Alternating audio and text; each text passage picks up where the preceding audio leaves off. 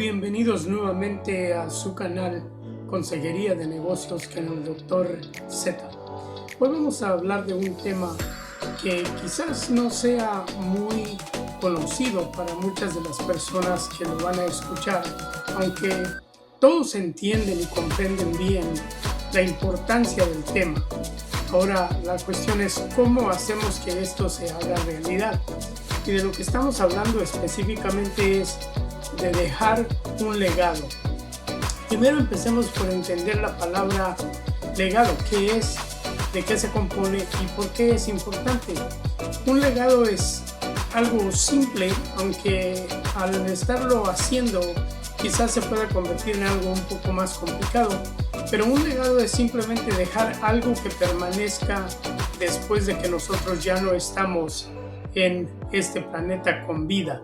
Algo que nuestros hijos, nuestros nietos o los familiares puedan regresar y revisar y entender que eso fue lo que hicimos, que eso fue lo que fuimos y que eso es lo que hemos sido. No solamente historias que se van borrando con el tiempo, pero de hecho algo más importante, más sólido.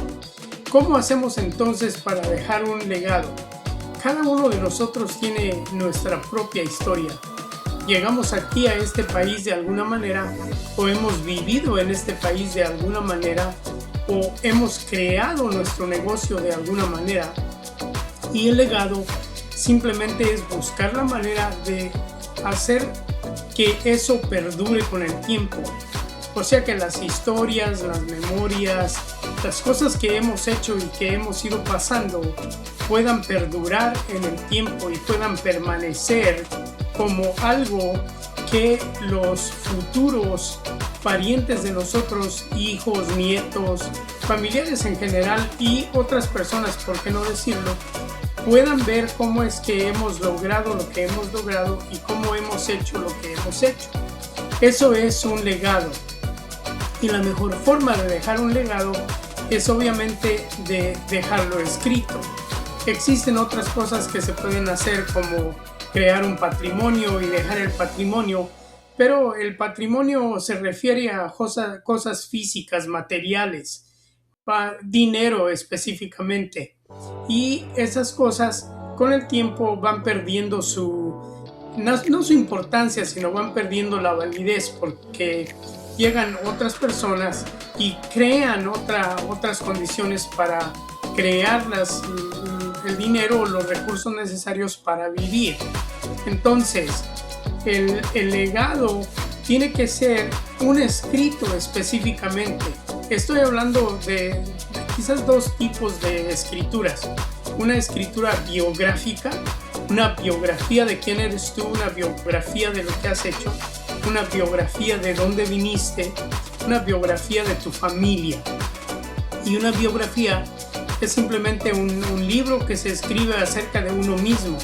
Ahora, esto es un poco difícil hacerlo porque cuando nosotros escribimos acerca de nosotros mismos, no nos concentramos efectivamente en lo que queremos hacer o decir, porque pensamos que es un poco arrogante y quizás hasta pues algo que no nos hace sentir bien.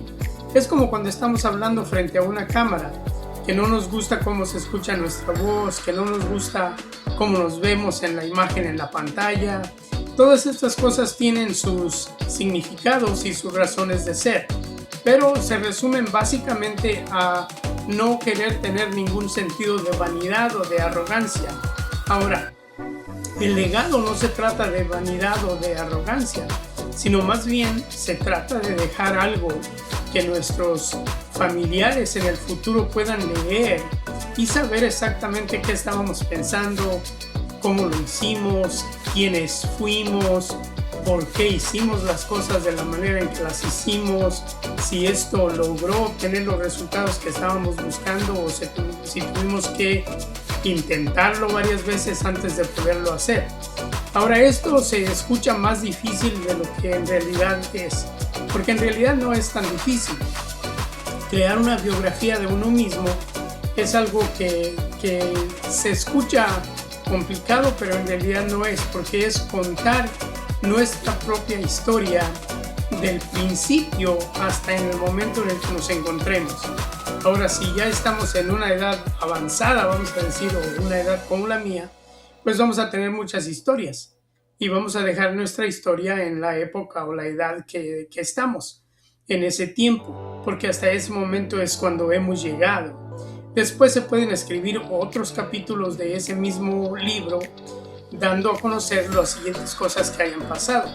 ¿Y cómo es que esto se hace? Bueno, se van eligiendo los momentos de más relevancia o que resalten más de acuerdo a lo que tú quieres comunicar. Por ejemplo, si hay el nacimiento de un bebé y se puede contar la importancia que ese momento tuvo para las personas, o también se puede contar lo que vino a traer como conflictos y cosas como retos que se fueron convirtiendo en esos momentos. Esta es la importancia de escribir una biografía, y una biografía honesta que cubra todas las cosas, pero esto se hace con dos motivos. Uno, para que la familia tenga un punto de referencia de qué es lo que tú has hecho, de dónde has venido, de cómo has llevado la vida, número uno. Pero número dos, y quizás más necesario en estos momentos, es que te da un punto de referencia para que tú puedas hablar con mayor autoridad dentro de los grupos que te presentas. Entonces, solamente de presentarte tú o yo, por ejemplo, como Salvador Zamudio, y vengo a hacer X trabajo, bueno, me puedo presentar con referencia al libro que escribí, porque al final es un libro lo que estás escribiendo, y ese libro te da autoridad porque ahora ya no es simplemente fulano de tal o fulana de tal que está frente al público, sino que ahora puedes presentar tu libro como punto de referencia. Y si tienes historias interesantes o cosas que tú hayas hecho que le puedan servir a las personas que vienen detrás de ti, pues todavía mejor, porque eso quiere decir que hay un beneficio adicional, y estas personas obviamente van a leer tu libro y van quizás a implementar algunas de las ideas que tú presentas en tu libro. Ahora, esto no tiene nada de malo, porque muchas de las veces decimos, bueno, yo no voy a hacer nada porque me van a copiar y me van a robar mi idea y esto y lo otro, ¿no? Pero se dice, especialmente en el ambiente de los negocios, que no hay mejor forma de halago que no sea ver que se nos copian las ideas. Porque al copiársenos las ideas o otros implementar las ideas que tú tienes, quiere decir que esas ideas son buenas, que valen la pena. Y por eso entonces no es malo que tú contribuyas con ideas. Aparte de eso está la otra idea o el concepto de que mientras más nosotros aprendemos, mientras más nos preparamos, mientras más entendemos las cosas a nuestro alrededor, tenemos más obligación de apoyar y de enseñarle a los demás. Tenemos más necesidad de que eso quede ahí presente como algo que tú enseñaste. Ahora, si se ve de una manera un poquito más filosófica, bueno, la única manera que los seres humanos tienen de sobrevivir al tiempo es a través de dejar ideas funcionales que otras personas pueden aprovechar. Tenemos entonces ejemplos de grandes filósofos, tenemos ejemplos de grandes negociantes que han creado ideas por toda su vida y las dejan escritas, y otras personas vienen enseguida y se benefician de ello. Toman ejemplos de lo que está escrito y esa es la manera en que aprendemos. En nuestras culturas originales, aprendíamos de manera verbal, donde una historia se pasaba de boca en boca y de generación en generación. Afortunadamente ahora tenemos muchos otros métodos. Tenemos libros que se pueden escribir y que nosotros podemos escribir. Tenemos también las grabaciones que podemos hacer con algún sentido específico de enseñar algo, de hablar de algo. Y tenemos también, obviamente, todas las formas de grabar información y de hacerla que perdure por el tiempo, que quede grabada.